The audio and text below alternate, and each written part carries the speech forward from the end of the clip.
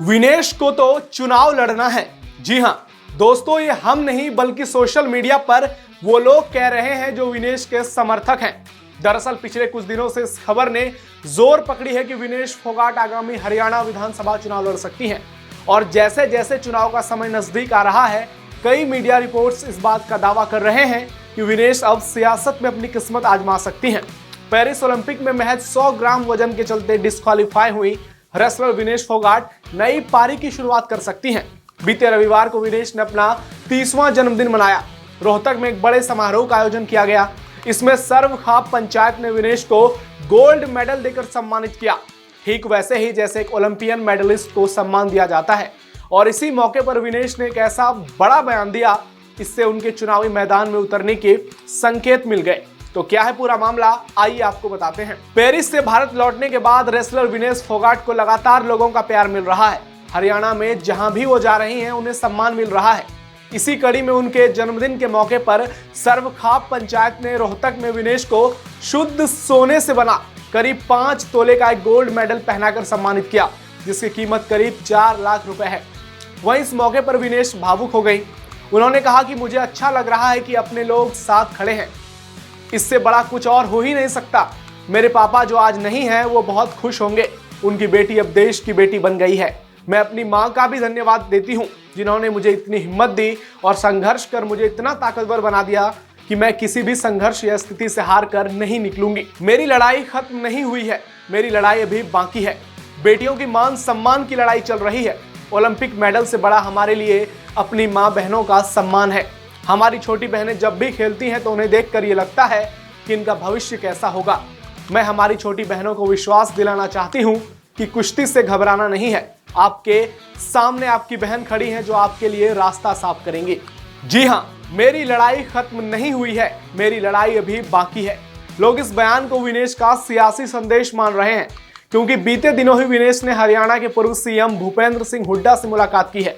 वहीं 17 अगस्त को विनेश जब पेरिस से दिल्ली एयरपोर्ट पहुंची थी, तब एयरपोर्ट पर रोहतक से कांग्रेस सांसद और भूपेंद्र सिंह हुड्डा के बेटे दीपेंद्र सिंह हुड्डा ने खुद विनेश की अगवानी की थी।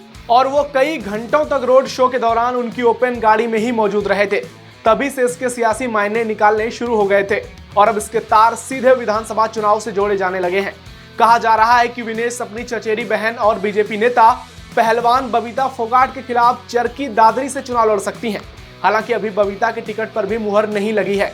वहीं विनेश को लेकर मामला साफ नहीं हुआ है। हालांकि खबर मिल रही है कि इसे लेकर जल्द ही विनेश या फिर कांग्रेस पार्टी ऐलान कर सकती है। वहीं सोशल मीडिया पर भी तरह तरह की बातें हो रही है। कोई विनेश को चुनाव लड़ने के लिए सलाह दे रहा है, तो कोई इसे सियासत से जोड़कर यह कह रहा है कि विनेश को तो चुनाव लड़ना ही था। इसके मायने आप खुद निकाल लीजिए। आपको यह भी बता दें कि विनेश ने पेरिस ओलंपिक में फाइनल मुकाबले से पहले डिस्क्वालीफाई होने के बाद कुश्ती से रिटायरमेंट का ऐलान कर दिया था।